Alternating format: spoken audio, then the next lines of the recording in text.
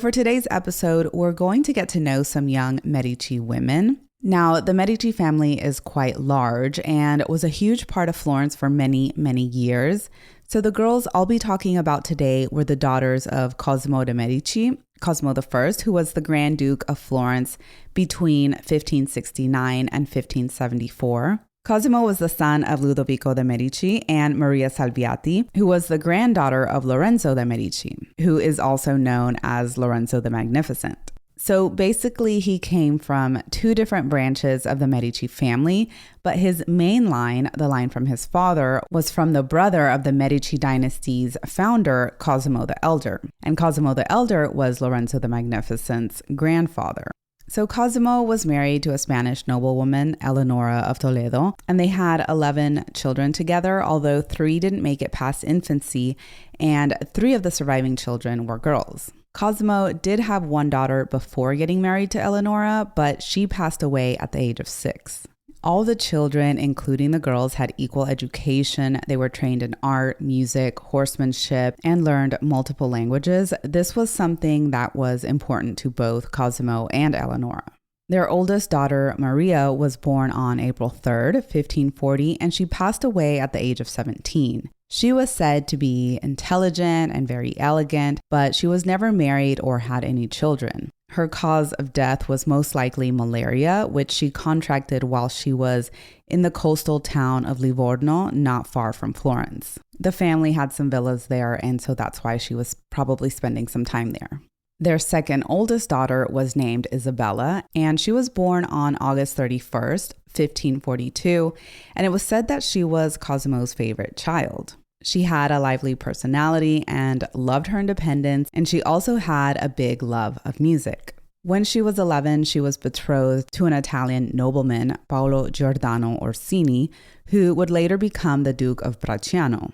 Paolo was 12 at the time of their engagement, and Cosimo felt it was necessary to secure this alliance with the Roman Orsini family to keep the southern border of Florence secure. Isabella and Paolo married 5 years later after their engagement when she was 16. They married at the Medici villa on September 3rd, 1558, and despite them being married, they did not end up living together. Paolo lived in Rome while Isabella stayed in Florence, living under the protection of her father. While not common for that time, Cosimo was able to secure that Isabella and her dowry stay at home in Florence. So this gave her a lot of freedom and control over her own life compared to other married women during that time. They did spend time together though, but for the most part lived separately. It seemed like he also enjoyed his freedom and living in Rome alone. She suffered some miscarriages, but eventually gave birth to her first child at the age of 29. She had 2 daughters and 1 son with Paolo, but her second child and daughter barely made it to a year old. When her mother passed away in 1562, when Isabella was 20, she took over the duties of First Lady of Florence. She helped manage the family business, became a supporter of the arts, and held plenty of events at the Palazzo in Florence and even at her husband's castle. When Cosimo passed away in 1574, this is where things got a little more difficult for Isabella. Her brother became the Grand Duke of Florence, and his wife, of course, would now take the role of First Lady and Duchess of Florence. Isabella stayed in Florence, but it did become harder for her to convince Paolo that she needed to stay there. And luckily for her, he had to go on his military duties, which bought her some more time in Florence alone. Paolo put his cousin in charge of looking after Isabella in Florence, and this is where the real trouble began. His cousin, Troilo, was apparently a very charming and handsome man, and he would visit her often, so they ended up spending quite a bit of time together, and eventually they became lovers. Of course, the rumors began to swirl around and soon enough got out and made their way to Paolo. As you can imagine, he was not very happy about it, and I'm sure even more so that it was his cousin, someone he thought he could trust. But Paolo wasn't exactly innocent either. He had his other women in Rome throughout the years, while his wife and children were in Florence. Suddenly, one day, Troilo was accused of murder and had to flee to France, where he was eventually murdered. Did Paolo have anything to do with this? We're not exactly sure, but soon after Troilo left Florence, Isabella was somewhat forced to go on one of her husband's holiday hunting trips in July at the Medici villa. Within 1 week of their arrival, Isabella was found dead on July 16, 1576, at the age of 33. According to Paolo and her brother Francesco, Isabella was washing her hair and hit her head on a washstand. But according to town gossip and the ambassador of the Florentine court, they believed that she was strangled by her husband, similar to the way her cousin Leonora was strangled by her husband just 1 week before. But why would Francesco believe Paolo? Well, both her husband and Francesco, who was now the Duke of Florence, may have been interested in her dowry of 50,000 scudi, which was unavailable to them as long as she was alive. Paolo eventually became a wanted man and had to flee several cities until he finally found a home where he lived with one of his mistresses until he died.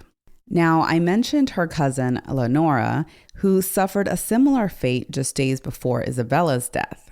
Leonora was born Eleonora di Garzia in March of 1553 and was named Eleonora after her aunt, the Duchess of Florence. She was born in Florence and was brought up by the Medici family. Her mother died when Leonora was very young, so her aunt and uncle decided to take her in and raise her.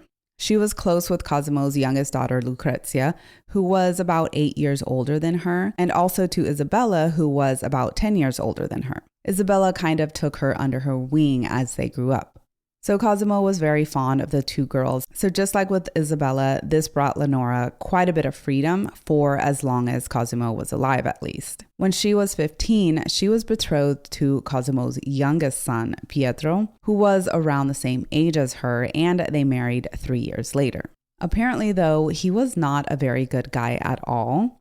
He was violent and hot-tempered, and he gambled and had mistresses. And story has it that he was forced to consummate the marriage with Leonora a couple years after they were married.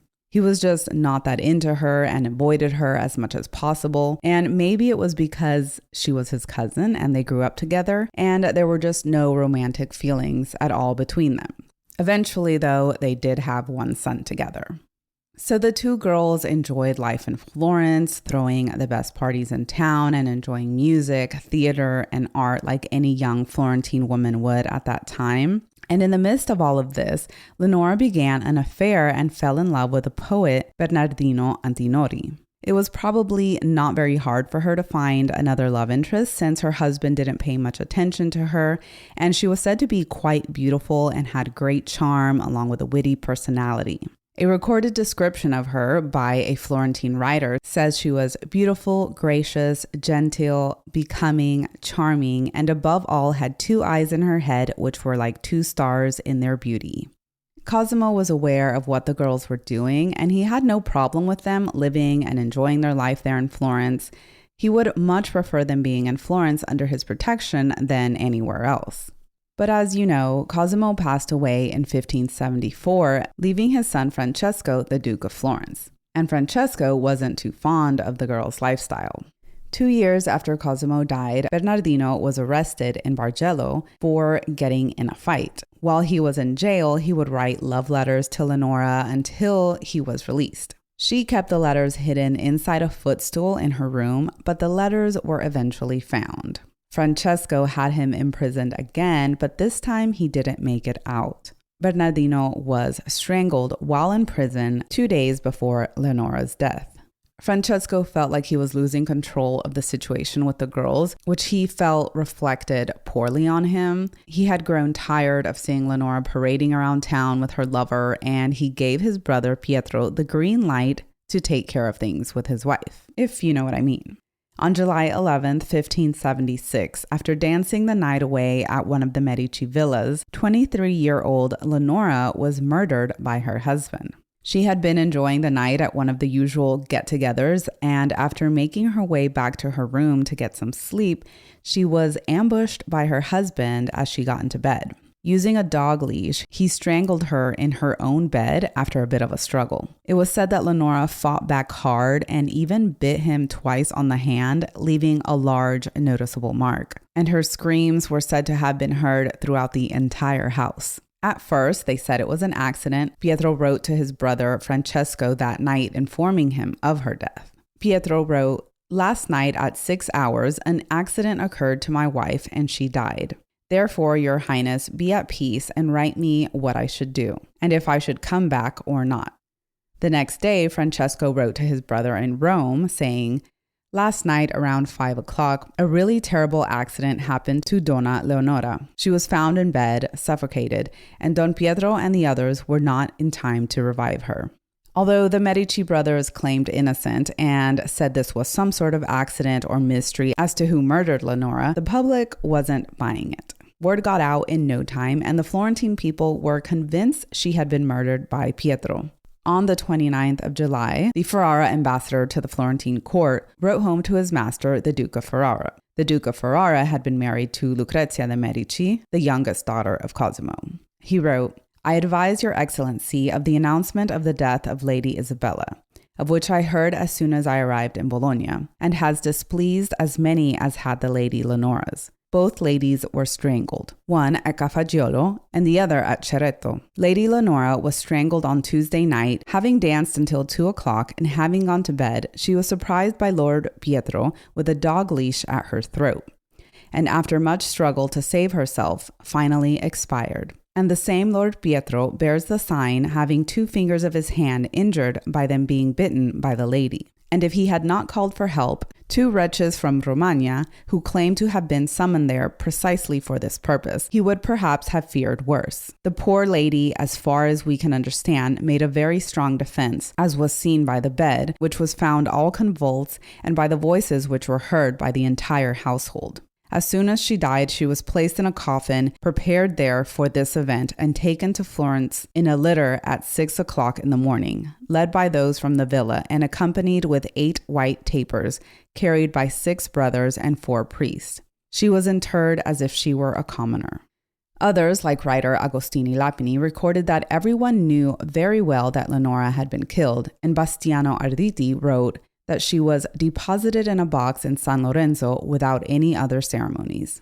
Francesco eventually ended up writing a letter to the King of Spain confessing to what happened to Leonora. He included in his confession letter saying it had to be done because of her unladylike behavior. Pietro was never prosecuted, but he did get exiled by his brother a year later and would only show up to Florence when he needed money from his brother. So this brings us to the youngest of Cosimo and Eleonora's daughters, Lucrezia. But don't worry, she wasn't murdered by her husband. Or was she?